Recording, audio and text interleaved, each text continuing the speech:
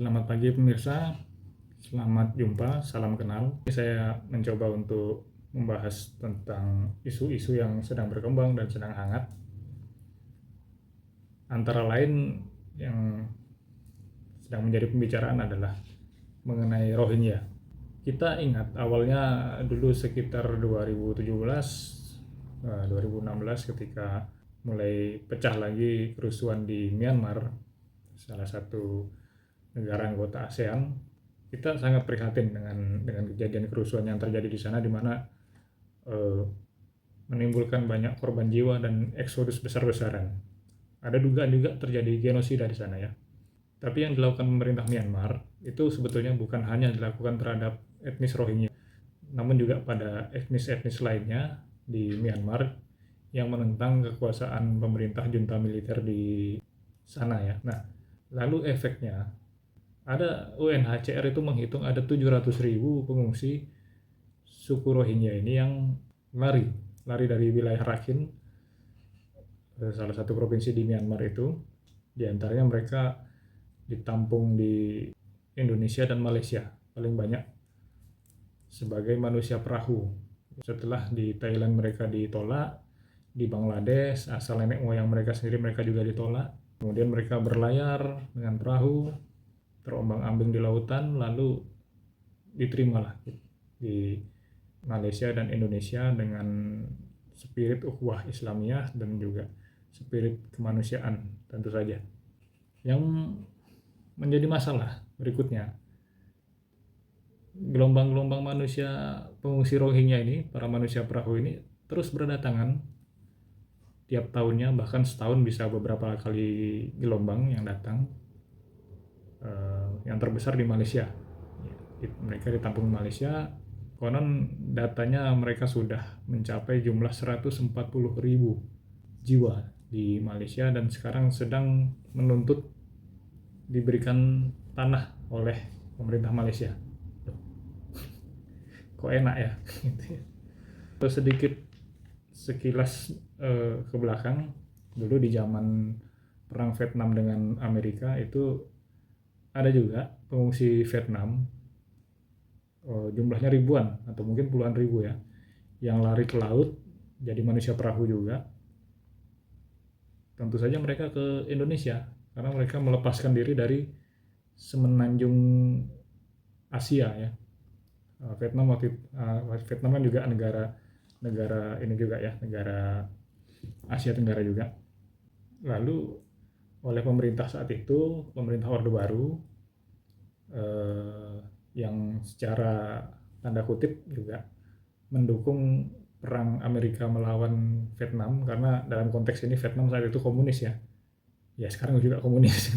Maksudnya saat itu masih ada Vietnam Selatan dan Vietnam Utara. Jadi yang Vietnam Utara inilah yang diperangi oleh Amerika dalam rangka memerangi komunisme gitu kan. Jadi dalam tanda kutip kita juga mendukung saat itu karena yang dilawan adalah komunis. Jangan sampai pengaruh komunis di Vietnam itu masuk ke Indonesia, karena kita baru selamat dari komunis itu sekitar tahun pertengahan 60-an ya, 65, 65, 66, 67 itu masih proses. Bahkan di Kediri juga masih ada operasi-operasi melawan sisa-sisa komunisme saat itu. Jadi wajar secara geopolitik pemerintah Orde Baru lebih cenderung ke Amerika itu, karena tanpa Amerika saat itu ya mungkin sudah tercipta poros komunisme dari Moskow, Beijing,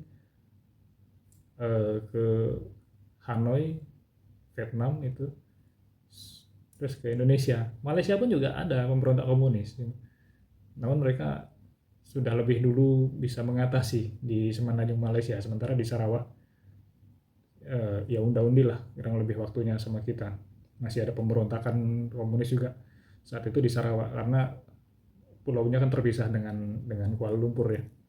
Nah, di situ juga berperan agen-agen Inggris yang ikut membantu pemerintahan Malaysia untuk melawan komunisme. Nah, oke, jadi maksudnya dari cerita ini ilustrasi saja tadi ya untuk perang Vietnam ini untuk menceritakan kasus di Rohingya ini. Rohingya bukan komunis, Rohingya itu Muslim, mereka Muslim. Nah, saat itu pemerintah Orde Baru saat Vietnam itu tadi mereka dilokalisir di satu pulau di Kepri, namanya Pulau Galang. Itu terkenal itu. Mereka sampai 2 generasi mereka ditampung di Pulau Galang setelah Amerika hengkang dari Vietnam, ya, melalui UNHCR mereka dikembalikan ke Vietnam, difasilitasi dengan perjanjian bahwa pemerintah Vietnam akan menerima mereka sebagai warga negara Vietnam, ya. Jadi bukan diapa-apain gitu kan, pasti pengungsi itu pasti takut gitu kan. Begitu. Dari ilustrasi itu ada wacana kita untuk melokalisir juga Rohingya ini supaya tidak menumpuk di Aceh. Karena bayangkan begini, awalnya mereka datang ke Aceh cuma ratusan ketika tahun 2017 itu. Nah, lalu tahun berikutnya mereka datang lagi, ratusan lagi. Ratusan laginya itu nanti kalau terus berkembang biak, karena mohon maaf mereka orang dari suku Bengal kan juga kelihatan ya bahwa mereka rajin beranak pinak. Ya, saya tidak menemukan istilah yang lebih baik ya.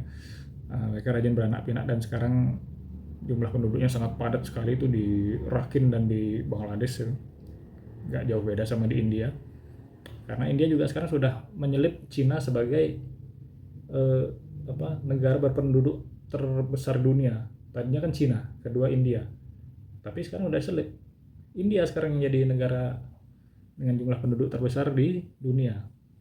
Nah, dari situ dengan pengalaman melokalisir etnis Vietnam di Pulau Galang, pemerintah sebenarnya sudah punya rencana seperti itu juga untuk melokalisir para Rohingya ini di Pulau Galang juga, atau mungkin di pulau yang lain.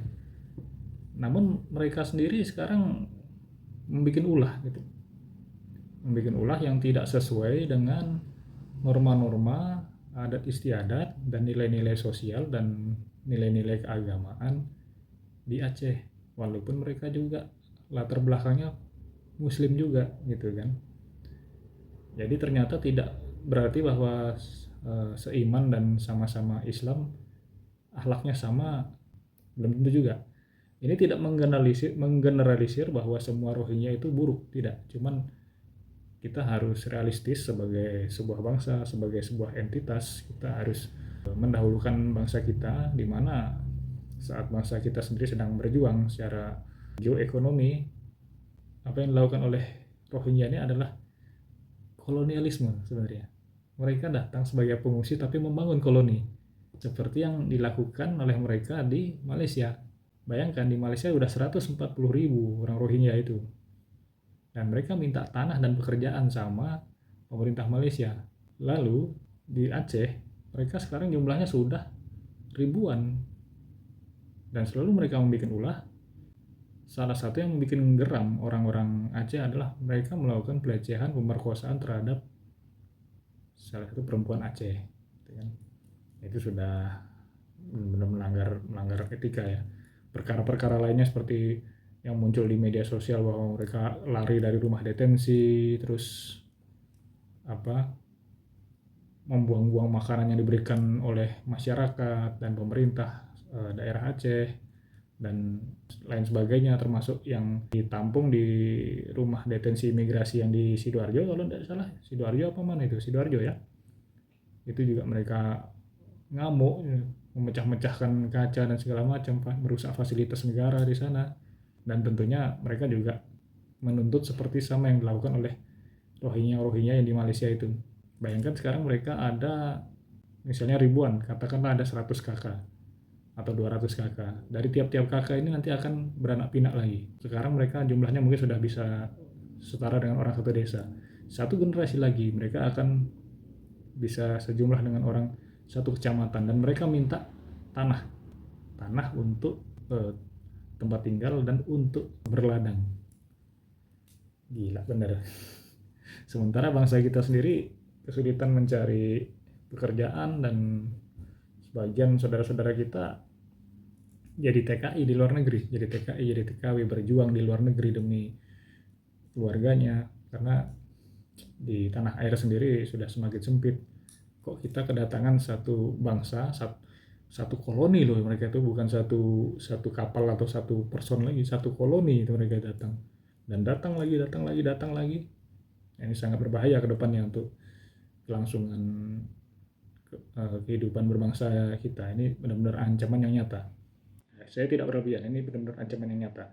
Seharusnya orang-orang Lemhanas ini bisa bisa membaca ini ya. Saya yakin orang-orang Lemhanas sudah bisa membaca ini dan sudah bisa menganalisis apa yang akan terjadi. Jadi sebetulnya apa ini semua? Ini semua adalah pola kolonialisme yang akan menciptakan seperti yang disebutkan dalam teorinya Samuel Huntington, yaitu the clash of civilization. The clash of civilization. Seperti itu. Mungkin saya pengucapannya agak kurang tepat. Maksudnya gampangnya saja akan terjadi benturan peradaban, benturan antar entitas, antar komunitas, antar bangsa, karena sebagai pribumi orang Aceh dan khususnya orang Aceh dan orang Indonesia pada umumnya akan terdesak ini terancam untuk terdesak tepatnya ya oleh ancaman potensial Rohingya ini. Begitu. Mungkin bisa untuk menjadi bahan pertimbangan masing-masing. Dan tentang Rohingya ini nanti akan ada beberapa sudut pandang lagi ya. Cuman sudut pandang yang ini, yang tentang kolonialisme, sebut saja kolonialisme senyap ini, cukup menarik sebenarnya. Satu pemikiran cukup menarik. Baik, terima kasih. Wassalam.